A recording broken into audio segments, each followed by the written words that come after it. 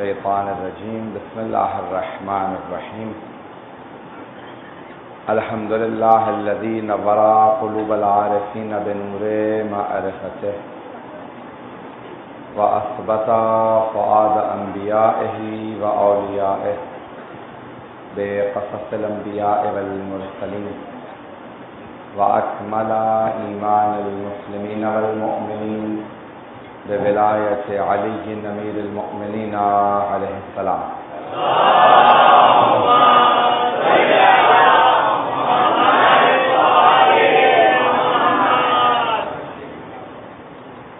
والصلاة والسلام والتحية والإكرام على أفضل الموجودات العبد المؤيد والرسول المسدد المصطفى الأمجد المحمود الأحمد أعني أبا القاسم محمد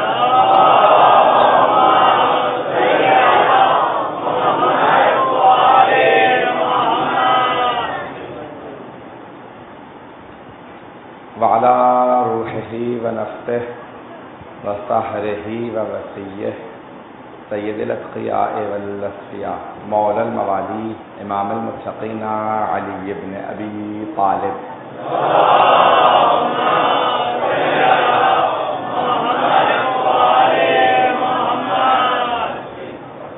وعلى أوصيائه لا سيما بقية الله في الأرضين روحي وأرواح العالمين لتراب مقدمه الفداء واللعنة الدائمة على أعدائهم أجمعين من الآن إلى قيام يوم الدين.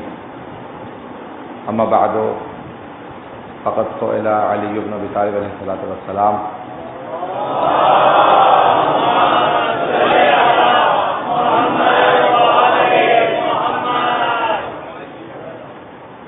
عن العدل والسخاء أيهما أفضل فقال عليه السلام العدالة. صلوات.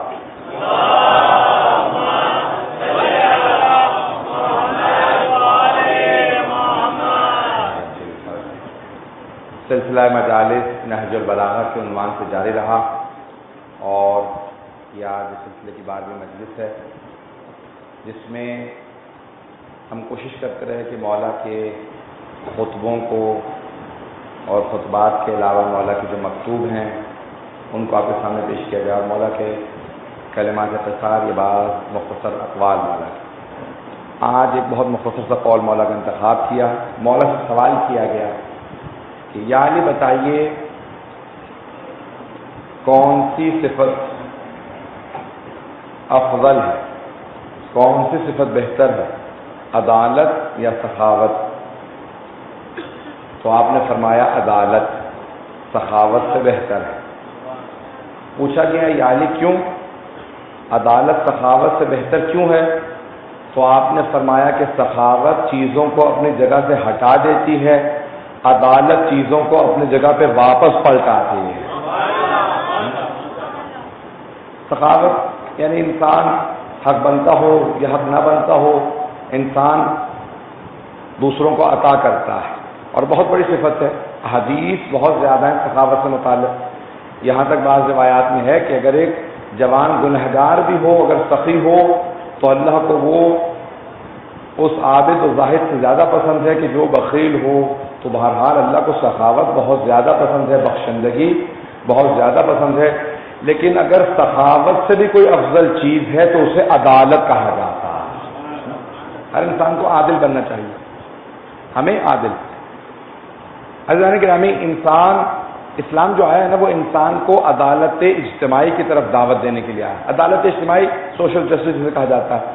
معاشرے کا ہر فرد عادل ہو, کوئی بھی آدمی دکان چھوڑ کے چلا جائے تو اس میں چوری نہ ہو. معاشرے کا ہر انسان عادل ہونا چاہیے. جب پیغمبر اسلام نے مدینے میں حکومت قائم کی نا تو کچھ لوگ مکے سے آئے تھے, پوچھنے لگے کیا سب لوگ مر گئے ہیں یہاں؟ کہا کیوں؟ کا سناٹا ہے, کوئی ہے ہی نہیں. کہ نہیں, نماز کا وقت ہو گیا, سارے نماز کے لیے چلے گئے ہیں.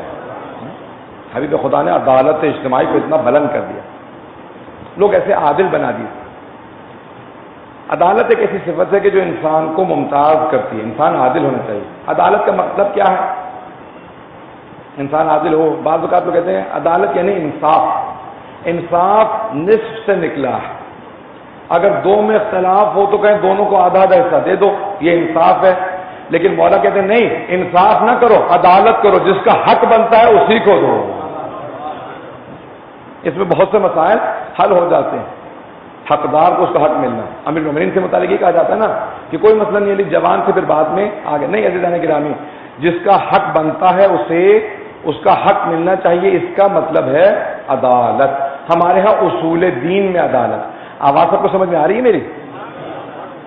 ہمارے یہاں اصول دین میں عدالت ہے. اللہ عادل ہے, خداوند متعال عادل ہے.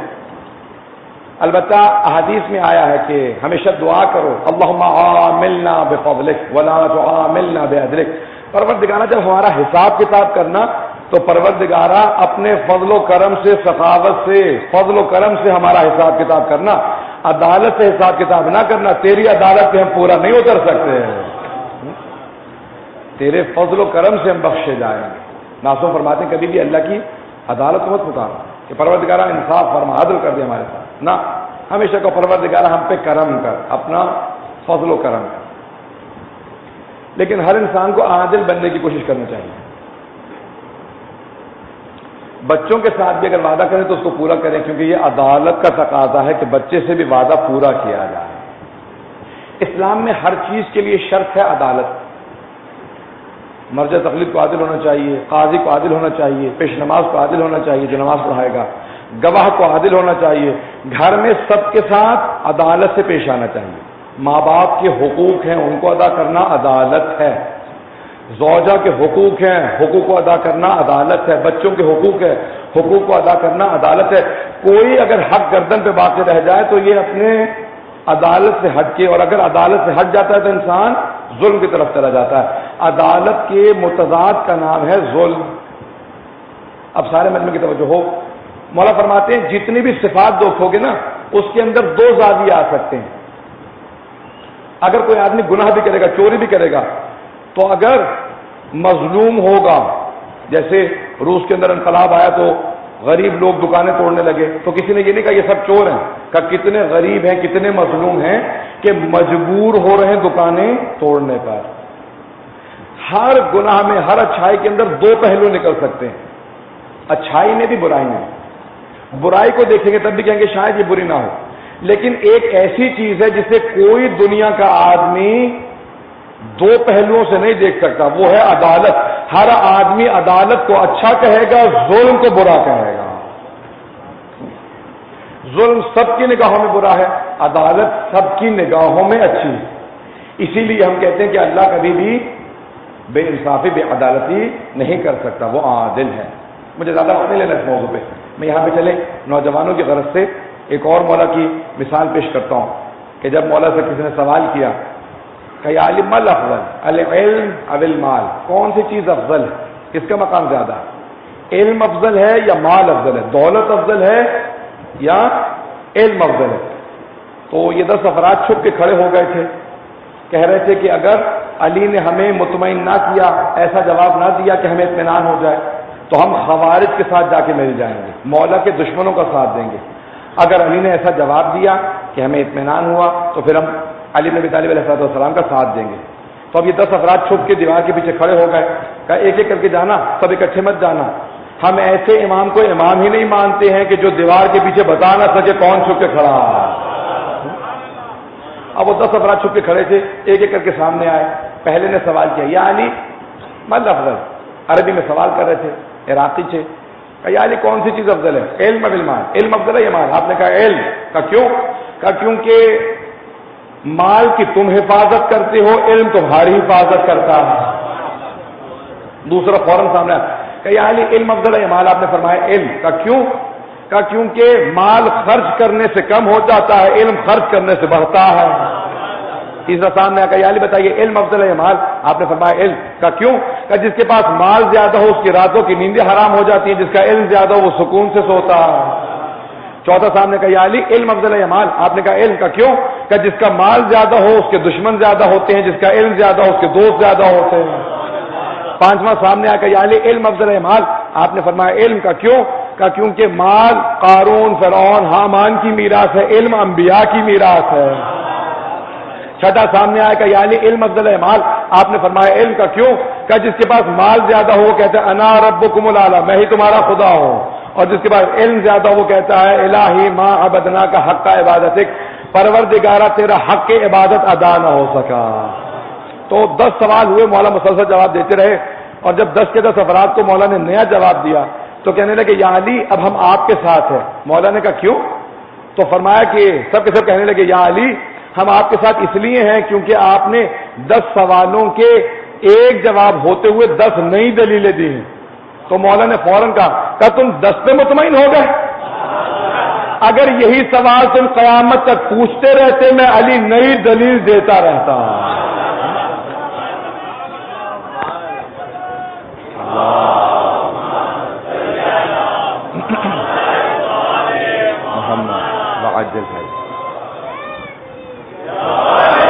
توجہ ہے نا جانے کے نام میں؟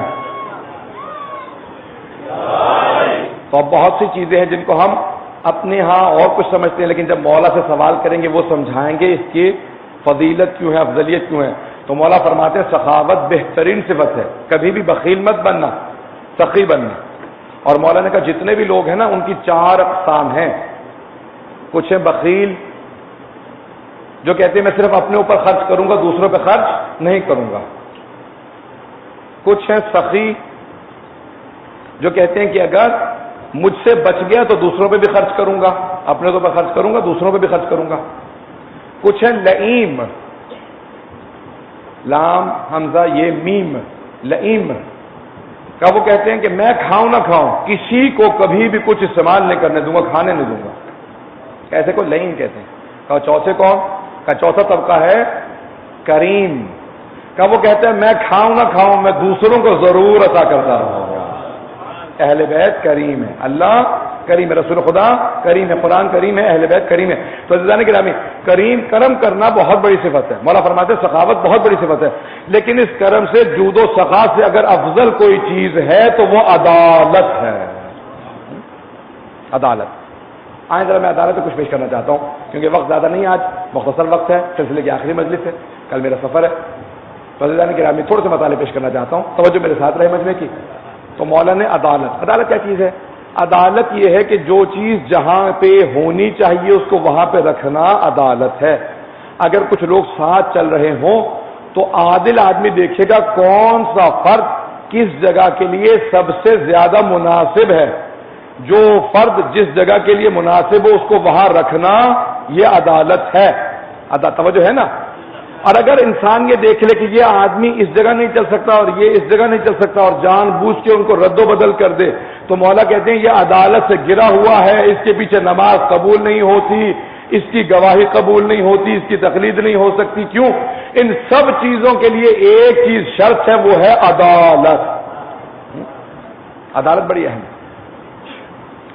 انسان کو عادل بننے کی کوشش کرنی، ہر انسان عادل بنے۔ امیر المومنین عادل۔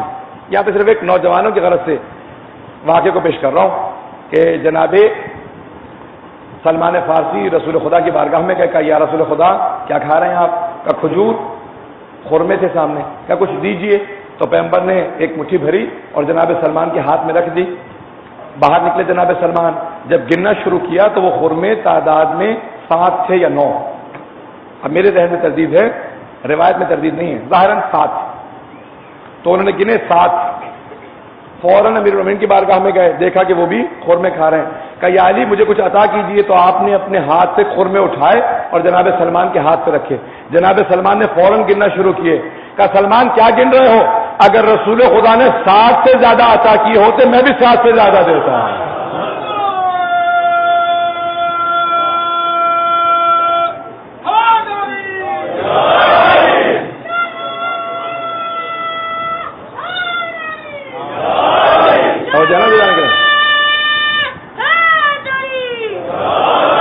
تو پیغمبر اسلام نے فرمایا، جناب ابیر علیہ السلام نے فرمایا عدالت ایک ایسی پیاری صفت ہے جو ہر چیز کو اس کی جگہ پہ رکھے۔ اور پیغمبر نے فرمایا کہ یدی و ید علی، میرا ہاتھ اور میرے بھائی علی کا ہاتھ عدالت میں سوا ہے، ایک سا، کبھی بھی فرق نہیں آتا۔ عزیزان گرامی ہر انسان کو کوشش کرنی چاہیے عادل بنے، کیسے عدالت کیا ہے؟ اب یہ میں نے ساری تمہید باندھی ہے کچھ سخت جملوں کے لیے. انسان ہر چیز میں عدالت کی رعایت کرے، عبادت کے اندر، کام کے اندر، خانوادے کو، اپنے فیملی کو جب ٹائم دے اس میں عدالت کریں، لوگوں سے ملے اس میں عدالت ہو. کسی بھی چیز کے اندر انسان کو عدالت سے کام لینا چاہیے، کہیں پہ کوتاہی نہیں کرنی چاہیے، سب سے ملے عدالت کے ساتھ. ایک بہت بڑے آیت اللہ تھے، عارف تھے، مشہد مقدس میں تھے، 40 سال سے زیادہ پہلے ان کا انتقال ہو گیا. شیخ حسن علی نفوذی اصفہانی مشہد مقدس میں حرم میں سید امام رضا علیہ السلام میں عبادت کرتے تھے، رات کو پوری رات عبادت کرتے رہتے. حرم کا دروازہ بند کر وہ بند کرتے تھے، برف پڑ رہی تھی، کہا کہ آپ گھر چلے جائیں، گھر جا کے عبادت کر لیں. اب آدھی رات گزر چکی تھی، جب گھر پہنچے تو دیکھا کہ گھر کی روشنی خاموش ہے، بجلی بند ہے، اس کا مطلب ہے سب سو رہے ہیں. تو برف پڑ رہی تھی، وہ باہر دروازے کے ساتھ ٹیک لگا کے بیٹھ کے وہیں پہ سونے لگے. اچانک آدھی رات کے بعد ان کی زوجہ کی آنکھ کھلی، اٹھی، باہر آئی. جب دیکھا نا دروازہ تھوڑا سا کھول کے کہ آغا اصفہانی جو ہے باہر سو رہے ہیں، شیخ حسن علی نفوذی اصفہانی سو رہے ہیں. تو انہوں نے آواز دی، کہا میں معذرت چاہتی ہوں، آپ آئے اور آپ کی آنکھ لگ گئی، سو گئے، نہ جانے کب آپ نے دروازے پہ دستک دی، میری کانوں میں آواز نہیں آئی. کہا نہیں میں نے دستک نہیں دی تھی. کہا کیوں؟ آپ نے دروازہ کیوں نہیں کھٹکھٹایا؟ کہا میں دیر سے آیا تھا، مجھے یقین تھا آپ لوگ آرام کر رہے ہوں گے، مجھ میں اتنی طاقت نہیں ہے کہ میں اپنی قبر میں دوسروں کا حساب دوں، تو بس میں یہ سوچ کے باہر سو گیا کہ اپنی قبر میں بیوی بچوں کا حساب دینے سے بہتر ہے کہ میں اپنا حساب دوں، باہر سو جاؤں. عزیزان گرامی، یہ عدالت عظمیٰ، یعنی یہ بہترین عدالت کا نمونہ. میں یہ نہیں کہہ رہا کہ ایسا کر سکتے ہیں، میں خود بھی بہت مشکل سے عمل کر پاتا ہوں، ہمیشہ تاخیر سے پہنچتا ہوں. اگر گھر پہ چابی ہو، میرے پاس خود اپنے گھر کی چابی ہوتی ہے، میں خاموشی سے آتا ہوں، چلا جاتا ہوں. لیکن بعض اوقات مجالس میں داخل ہو جاتی ہے عزیزان گرامی. لیکن انصاف عدالت یہ ہے کہ انسان کوشش یہ کرے دوسروں کی زحمت کا سبب نہ بنے. اگر کوئی پوچھے نا کہ آپ ایسے کیوں ہیں، تو کہے میں علی کا ماننے والا ہوں اس لیے میں ایسا کر رہا ہوں. امیر المومنین نے سکھایا یہ ہے کہ پیغمبر کا ماننے والا ایسا ہوگا، رسول خدا کا ماننے والا ایسا ہوگا. توجہ ہے مجمع کی. انسان اپنی زندگی میں ہر چیز کے اندر عدالت. زیادہ رحمت دوں گا آپ لوگوں کو عزیزان گرامی. انسان ہر چیز میں، یہاں تک کہ جب انسان کھانا کھانے لگا اس میں بھی عدالت کا خیال رکھے. اگر دسترخوان پہ کچھ کمی ہے تو پھر دوسروں کا لحاظ رکھتے ہوئے کھائے، کوئی میری وجہ سے محروم نہ رہ جائے. جب انسان سفر کر رہا ہو اس میں بھی عدالت ہو، کوئی میری وجہ سے، میں دیر سے آؤں، میری وجہ سے کسی کو تاخیر نہ ہو جائے. سفر میں ہم سب لوگ ساتھ ہیں، اس میں بھی عدالت کا تقاضا. اگر انسان کسی کے ساتھ معاملہ کر رہا ہے، بزنس کر رہا ہے، اس میں بھی عدالت رکھے، میں اپنے حق سے زیادہ نہ لوں. آئیں ذرا میں ایک واقعے کو پیش کرنا چاہتا ہوں. جناب رسول خدا جناب امیر علیہ السلام کے ایک ماننے والے،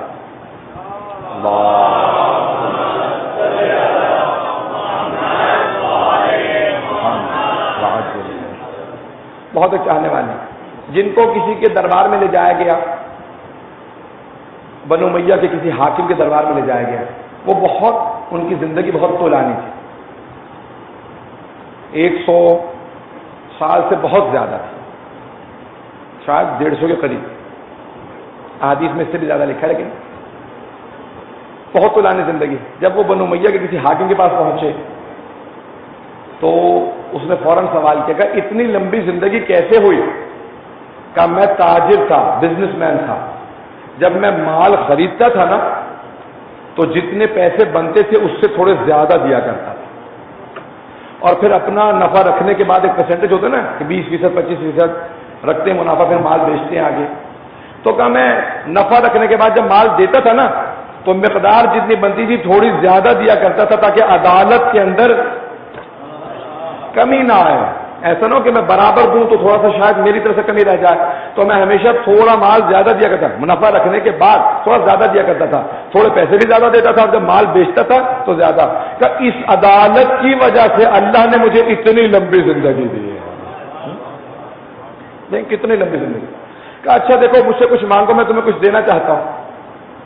کہ دیکھو اب میں 150 سال زیادہ میری عمر ہو چکی ہے، اگر ہو سکے تو مجھے جنت کی ضمانت دے دو. تو وہ فوراً بولا حاکم جو تھا بنو امیہ کا، اس نے کہا دیکھو جنت میرے پاس نہیں ہے، میرے پاس صرف دنیا ہے، یہ آخرت جو ہے نا یہ محمد والے محمد کے پاس ہے، ہمارے پاس آخرت نہیں ہے۔ اللہم صلی علی محمد۔ وہ بنو امیہ میں سے تھا حاکم، جانتا تھا کہ یہ آخرت محمد والے محمد کے پاس ہے، میرے پاس صرف دنیا، اگر دنیا میں سے کوئی چیز مانگے تو میں دے دوں گا۔ کہ دیکھ میں نے جتنی زندگی گزاری ہے 150 برس جی کے میں نے دیکھا دنیا کی جو سب سے اچھی چیز ہے اس کا نام ہے جوانی، اگر مجھے میری جوانی لوٹا دے اس سے بہتر کوئی چیز نہیں ہے۔ کہ نہیں جوانی بھی نہیں لوٹا سکتا، کچھ پیسے مانگ لے، سونا چاندی مانگے گا وہ دے دوں گا۔ کہ پھر نہیں مجھے میرے گھر لوٹا دے گا، کیوں؟ کہ نہ تیرے پاس دنیا ہے نہ تیرے پاس آخرت ہے، تجھ سے زیادہ کوئی بدبخت نہیں ہے۔ کہا دیکھ جا تو رہا ہے، میں تجھ سے تو سوال کرنا چاہتا ہوں۔ کہا پوچھ۔ کہا کبھی مکے گیا تو تجارت کی غرض سے؟ کہا بہت مرتبہ، کئی مرتبہ گیا۔ کہا اچھا مکے میں کبھی ہمارے جج سے ملا امیہ سے؟ کہا کئی مرتبہ۔ کہا اس سے تجارت کی؟ کہا۔ کہا کیسا تھا؟ کہا دیکھنے میں بھی انتہائی بخیل تھا، کردار کا بھی اچھا نہیں تھا، اور برائیاں شروع کی۔ جب اس نے برائیاں شروع کی خبردار یہ ہمارا دربار ہے، ہمارے جد امیہ کی برائیاں نہ کر۔ کہا ذرا یہ بتائیے علی کے جد کو دیکھا تھا؟ کہا کہ نہیں حضرت ہاشم کو؟ کہا۔ کہ وہ کیسے تھے؟ کہ خوبصورت بھی تھے، سخی بھی تھے، عادل بھی تھے، کریم بھی تھے۔ کہ چپ ہو جا میں ان کی صفات نہیں سننا چاہتا۔ کہ بس یاد رکھ جو علی کے جد سے بغض رکھتا ہے وہ اچھا نہیں ہوتا۔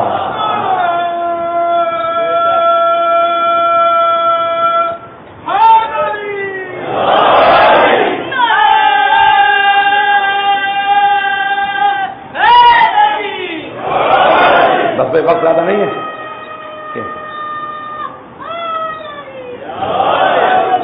کیسے جانے کی رامی کتنی صفات ہے، بعض اوقات عدالت انسان کو اپنا بنا لیتی ہے۔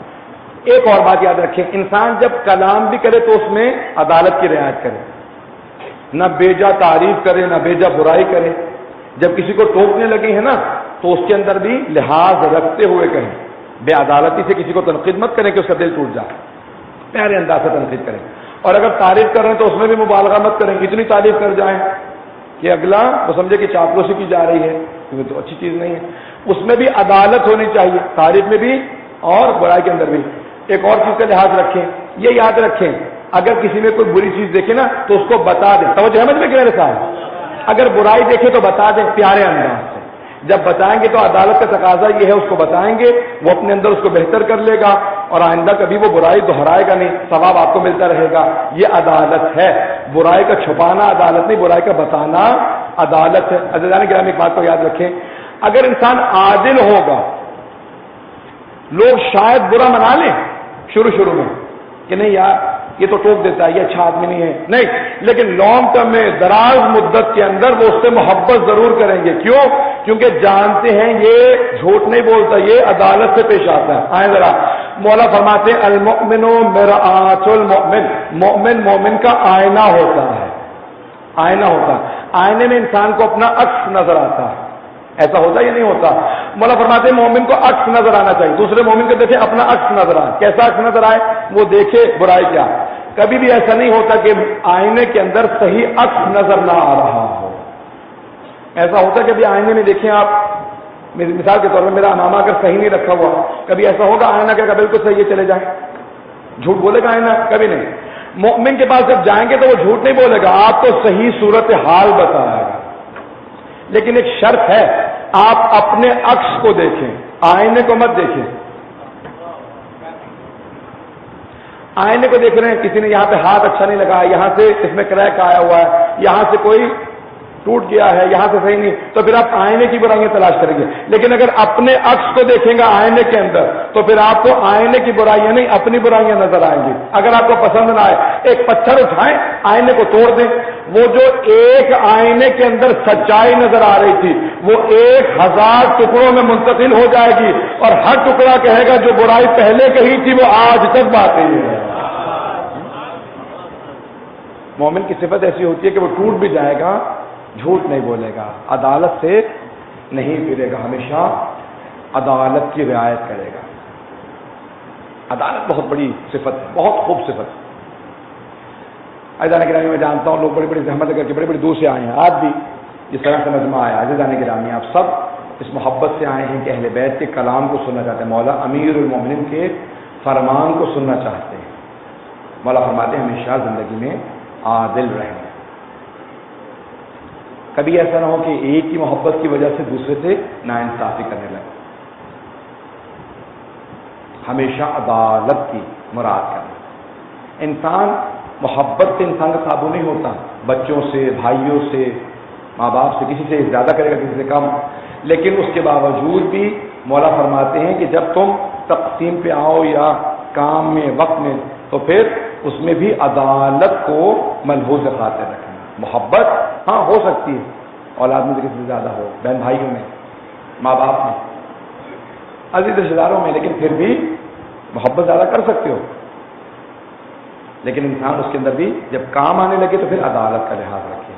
آئیں بھائی کربلا سے ایک نمونہ پیش کرنا چاہتا ہوں، اور اس کے بعد پھر جناب سید الشہداء کے، کیونکہ کل 13 محرم کو سویم ہے، جو شہداء کربلا کے لاشیں دفنائے گئے تھے، میں اس کے تھوڑے سے مسائل پیش کرنا چاہتا ہوں، تفصیل سے اس کو پیش کروں گا، اور یہ آخری جملے پیش کر رہا ہوں۔ واقعہ کربلا کے اندر بھی جناب سید الشہداء نے شب عاشور کو 3 حصوں میں تقسیم کیا۔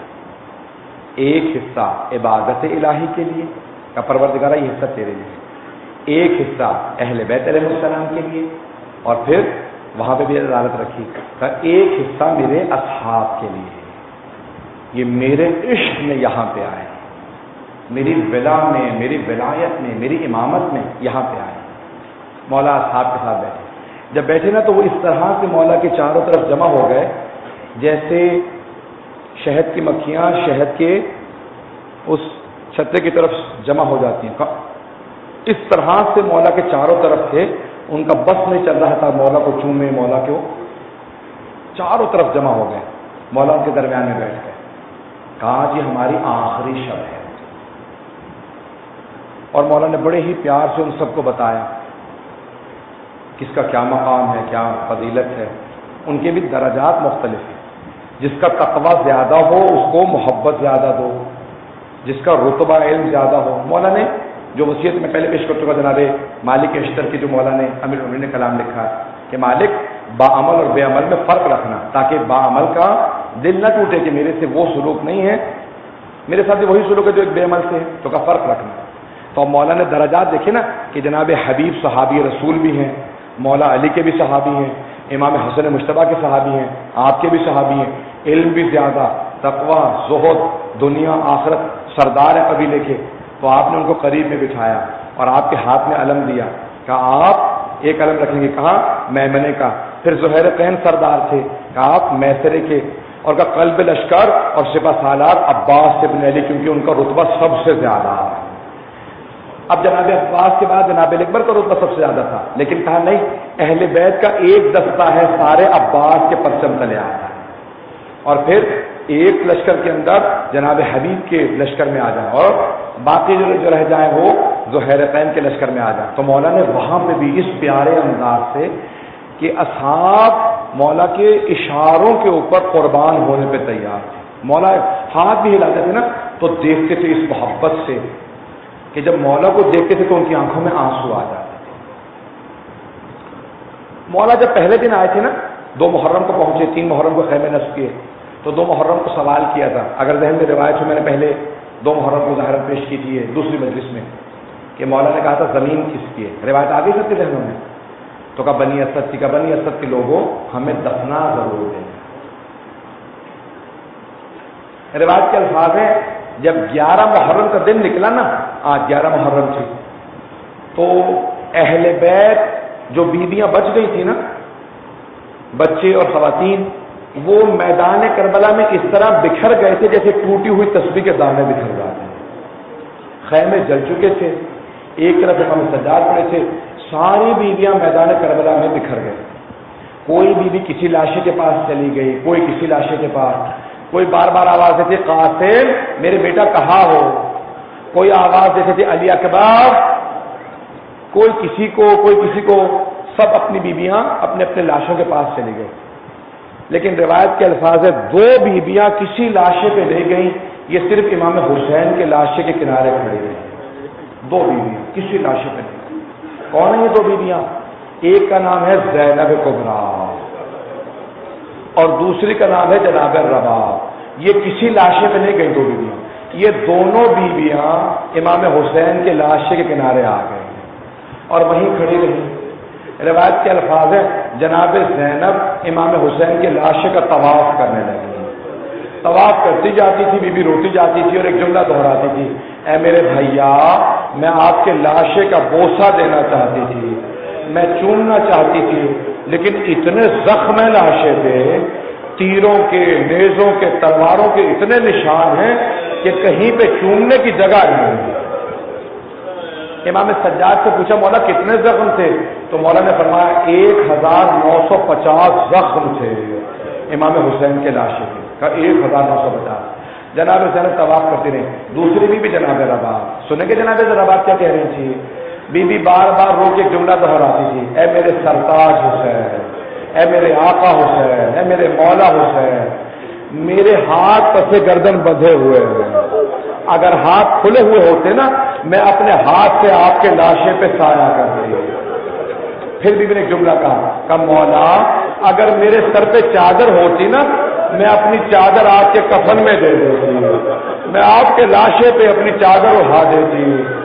مولا میں آپ کے لاشے کو تپتی ریت پہ چھوڑ کے جا رہی ہوں، میں جانتی ہوں آپ کو شہادت سے پہلے کسی نے پانی نہیں پلایا، لاشا دھوپ میں پڑا، وعدہ کر کے جا رہی ہوں جب تک زندہ رہوں گی کبھی سائے میں نہیں بیٹھوں گی، میں قسم کھا کے کہتی ہوں میں کبھی ٹھنڈا پانی نہیں پیوں گی۔ پھر بھی نے ایک اور بات کہا مولا میرے پاس آپ کی دو نشانیاں تھیں، ایک آپ کی بیٹی تھی نام سکینہ، دوسرا آپ کا بیٹا علی اصغر، مولا میں نے آپ کا علی اصغر آپ پہ قربان کر دیا، مولا سکینہ جب موقع ملے گا آپ کی بہن میں قربان کر دوں گی۔ پھر بھی نے ایک وعدہ کر کے گئی تھی نا کبھی بھی ٹھنڈا پانی نہیں پیوں گی۔ امام سجاد فرماتے ہیں کہ جیسے ہی صبح نمودار ہوتی تھی بی بی دھوپ میں بیٹھ جاتی تھی، ایک کوزے میں پانی لیتی وہ دھوپ میں رکھ دیتی، جب وہ پانی دھوپ میں گرم ہو جاتا نا گرم پانی پیتی جاتی، ایک ہاتھ سر پہ رکھتی کہتی واہ حجابا، دوسرا ہاتھ سینے پہ مارتی کہتی واہ حسینا، اور جب بھی زیادہ روتی کہتی واہ مظلومہ، کہتی واہ علی اصغرا۔ بس بی بی اٹھی اور یہ جناب رباب تھی، کربلا سے کوفہ گئی، کوفہ سے شام، شام سے واپس جب کربلا آئی نا تو امام سجاد نے کہا پھوپھی اماں بیویوں سے کہیں کہ تیار ہو جائیں ہم کل صبح واپس مدینے جا رہے ہیں۔ امام سجاد نے پوچھا پھوپھی اماں سب بیویاں تیار ہیں؟ جناب زینب نے کہا بیٹا سجاد سب بیویاں تیار ہیں لیکن آپ کی ماں رباب تیار نہیں۔ امام سجاد روتے ہوئے آئے کہا مادر گرامی کیا بات ہے، آپ تیار کیوں نہیں ہیں؟ ہم مدینے جا رہے ہیں۔ کہا بیٹا سجاد میں مدینے جا کے کیا کروں گے، میرا کوئی بھی نہیں رہا، میرے مولا حسین کربلا میں ہے، میرا اصغر کربلا میں ہے، میری سکینہ شام میں ہے، میں مدینے جا کے کیا کروں گی؟ کہا مادر گرامی کربلا میں کیا کیجئے گا؟ کہا سجاد میں قبروں پہ پانی ڈالا کروں گی، سجاد میں قبروں کی صفائی کیا کروں گی، اگر کوئی زائر آئے گا میں بتاؤں گی یہاں علی اصغر کے تیر لگا تھا، یہاں میرے مولا کو ذبح کیا گیا تھا، یہاں میرے مولا کی قبر ہے۔ امام سجاد نے رو کے کہا، میں نے ختم نہیں کیا ابھی مسئلہ پڑھوں گا، امام نے رو کے کہا مادر گرامی میری غیرت برداشت نہیں کرتی، میں آپ کو کربلا چھوڑ جاؤں، میرے ساتھ واپس مدینے چلیں۔ روایت کے الفاظ معالی ستین میں آیت اللہ شیخ محمد مہدی مازندرانی نے لکھا ہے جب 6 مہینے گزر گئے نا، 4 مہینے یا 6 مہینے میں جناب لیلا کی وفات ہے، 4 مہینے میں جناب رباب کی بالکل جوان بیوی تھی جناب رباب۔ ایک دن آیا کہ جناب زینب آئی روتی ہوئی، کہا بیٹا سجاد آپ کی ماں رباب بڑی بیمار ہو گئی ہے، سر کے سارے بال سفید ہو گئے ہیں، کمر ٹوٹ گئی ہے، دھوپ میں بیٹھی رہتی ہے، ماں سے کہو سائے میں آ جائے۔ امام سجاد اٹھے، کہا مادر گرامی سائے میں آ جائیے۔ کہا بیٹا سجاد، میں نے آپ کے بابا سے کربلا کی تپتی ریت پہ وعدہ کیا تھا، میں کبھی سائے میں نہیں بیٹھوں گی، میں کبھی ٹھنڈا پانی نہیں پیوں گی۔ کہا مادر گرامی اب آپ سے بیٹا نہیں کہہ رہا، آپ کا امام کہہ رہا ہے، میں امام کی حیثیت سے کہتا ہوں سائے میں آ جائے۔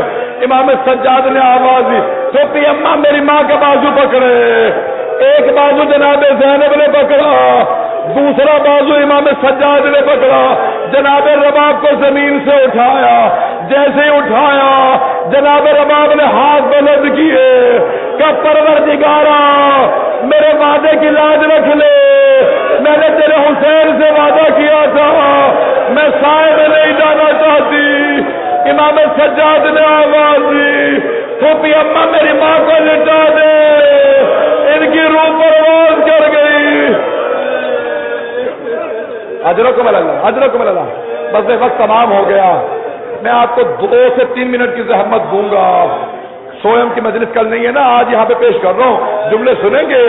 ایک مرتبہ 13 محرم کا دن آیا، بنی اسد کی ساری مستورات گھر پہنچی، پانی بھرنے گئی تھی نا، دیکھا لاشیں پڑے ہیں امام حسین کے، اصحاب کے، بیٹوں کے لاشیں پڑے ہیں۔ ایک مرتبہ کہا اے بنی اسد کے مردوں، تم گھر میں بیٹھے ہو، وہاں زہرا کے بیٹے کا لاشا وہاں دھوپ میں پڑا ہے۔ تو سارے مردوں نے کہا ہمیں عبید اللہ ابن زیاد سے ڈر لگتا ہے، کہا پھر ہمیں اجازت دے دو، ہم جا کے زہرا کے لال کو دفنا دیں۔ کہا نہیں تم رک جاؤ، ہم جائیں گے۔ جب وہ آئے نا لاشیں دفنانے، دیکھا کسی لاشے کا سر نہیں ہے، پہچان نہیں سک رہے تھے کون سا لاشا کس کا ہے، ابھی کھڑے تھے، اتنے میں دیکھا کوفے کی جانب سے کوئی جوان آ رہا ہے۔ وہ جوان چلتا ہوا آیا، سارے لاشوں کے درمیان سے ہوتا ہوا ایک لاشے کے کنارے آ کے کھڑا ہوا، کہا بابا آپ کے بعد مجھے توق پہنایا گیا، زنجیریں باندھی گئی، پاؤں میں بیڑیاں باندھی، بابا پھپھیوں کی چادریں چھینی، بابا سکینہ کو تماچے لگے، بابا بڑے ظلم کیے گئے۔ اجرکم اللہ۔ بس بھائی آخر جملے پیش کر رہا ہوں۔ ایک مرتبہ امام سجاد نے ایک ایک کر کے بنی اسد کو بتایا کون سا لاشا کہاں دفنانا۔ 10 دن آپ مسلسل روتے رہے ہیں، تھک گئے ہوں گے، آنسو خشک ہو گئے ہوں گے، آخری جملے پیش کر رہا ہوں۔ امام سجاد نے بتایا کون سا لاشا کہاں دفنائیں گے۔ ایک مرتبہ اشارہ کیا کہ یہ حبیب ابن مظاہر کا لاشا ہے، تو بنی اسد کے لوگوں نے کہا یہ ہمارے قبیلے کے سردار تھے، اے سید سجاد اجازت ہے ہم انہیں سامنے دفنا دیں؟ بلکہ بھی سید سجاد نے کہا وہ پہچانتے نہیں تھا، کہا کہ قیدی ہم سامنے دفنا دے اجازت ہے؟ مولا نے کہا ہاں اجازت ہے، یہاں پہ الگ سے دفنا دو۔ ایک ایک کر کے پوچھتے رہے، کہ قیدی کچھ اور لاشیں ملے ہیں؟ کہ یہ لاشا یہاں دفنا دو، کہ یہ لاشا یہاں دفنا دو۔ ایک مرتبہ بنی اسد کے کچھ لوگوں نے کہا قیدی فرات کے کنارے ایک لاشا پڑا ہے، اس کو اتنے گرز مارے گئے ہیں، اس کے جس عضو کے نیچے ہاتھ رکھتے ہیں وہ اعضاء ٹوٹ جاتے ہیں، قیدی بتائیے کیا کرے؟ کہ وہ لاشا وہی دفنا دو، وہ عباس ابن علی کا لاشا ہے۔ اتنے میں امام سجاد نے آواز دی، کہو بنی اسد کے لوگوں ذرا کچھ دور چلے جاؤ، کہ قیدی 3 لاشیں باقی ہیں، کہ یہ لاشا کا یہ علی اکبر کا لاشا ہے، اسے یہاں میرے بابا کی پائنٹی میں دفنا دو۔ کہ ایک ننا سا لاشا ہے، کہ یہ علی اصغر کا لاشا مجھے دے دو، میں خود دفناؤں گا۔ کہ قیدی یہ لاشا، کہ یہ حسین ابن علی کا لاشا، کہ تم سب دور چلے جاؤ، معصوم کو صرف معصوم دفنا سکتا ہے۔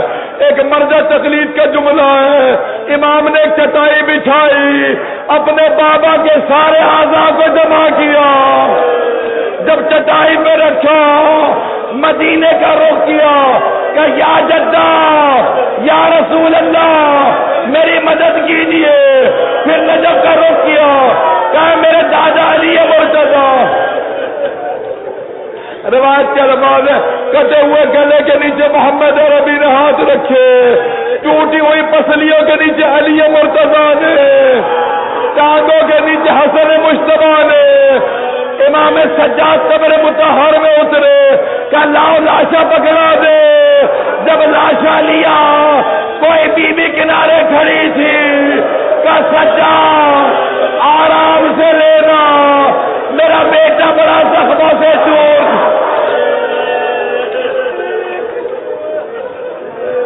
الا لعنۃ اللہ علی القوم الظالمین۔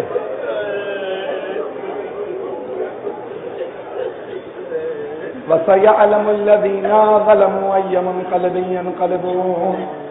پروردگار واسطہ امام سجاد کا، ان کی مظلومیت کا، کسی کی دعا کو رد نہ فرما، امام زمانہ کا ظہور دیکھنا نصیب فرما۔ صرف ایک واسطہ دوں گا، گلا بالکل ختم ہو چکا ہے۔ پروردگار واسطہ اس لہجے کا جب امام سجاد نے سید الشہداء کے سینے پہ جناب علی اصغر کے لاشے کو رکھا اور جب قبر کو بند کیا تو اپنے ہاتھ سے قبر مطہر کے اوپر ایک جملہ لکھا، ھذا قبر ابی عبداللہ الحسین الذی قتل غریبا وعطشانا۔ یہ ابی عبداللہ الحسین کی قبر ہے جنہیں غربت کے عالم میں بھوکا پیاسا ذبح کر دیا گیا۔ پروردگارہ واسطہ امام سجاد کے جملوں کا، واسطہ امام سجاد کی مظلومیت کا، ہمارے گنہگار آنکھوں کو امام زمانہ کا ظہور دیکھنا نصیب فرما۔ پروردگارہ دشمنان اہل بیت کو نیز و نابود فرما، مؤمنین کی حفاظت فرما، حاضرین کی دعائیں مستجاب فرما۔ پروردگارہ جو بے اولاد ہیں ان کو اولاد عنایت فرما، مقروضوں کے قرض ادا فرما۔ پروردگارہ بیماروں کو شفائے کاملہ عاجل عنایت فرما۔ میں ایک سوال کروں آپ سے، آپ نے کبھی آج تک دیکھا ہے کسی بیمار کو بستر سے گرا دیا گیا ہو؟ پروردگارہ شام غریبہ کے اس بیمار کا واسطہ جسے بستر سے گرا دیا گیا تھا، تمام مریضوں کو شفائے کاملہ عاجل عنایت فرما۔ پروردگارہ صحت کلی عنایت فرما۔ جتنے بھی افراد نے ہم سے التماس سے دعا کی ہے سب کی دعائیں مستجاب فرما۔ جو ہاتھ بلند ہے کسی کو رد نہ فرما۔ ہمارے مقامات مقدسہ کی حفاظت فرما۔ نجف و کربلا کی سامرہ کی کاظمین کی برکت کی شام کے تمام روزوں کی حفاظت فرما۔ جنت البقیع تعمیر ہوتا دیکھنا نصیب فرما۔ پروردگارہ مؤمنین کی حفاظت فرما۔ پاکستان میں بچے سب کی مومنین کی تمام مسلمانوں کی حفاظت فرما۔ پروردگارہ عزاداری کی حفاظت فرما۔ جن افراد نے جہاں جہاں پہ جو اہتمام کیا اپنے بارگاہ میں قبول و منظور فرما۔ حج و زیارات کی تمنا رکھنے والوں کو حج و زیارات نصیب فرما۔ جو زیارات کے یا عمرے کے حج کے سفر پہ ہیں ان کو ان کے سفر میں کامیاب فرما۔ ہمارے جوانوں کی حفاظت فرما، بزرگوں کو صحت و سلامتی دل میں عنایت فرما، مستورات کے پردے کی حفاظت فرما، ہم سب کو ایمان کی دولت سے مالا مال فرما۔ ربنا تقبل منا انك انت السميع العليم بحق محمد وآله الطيبين الطاهرين المعصومين۔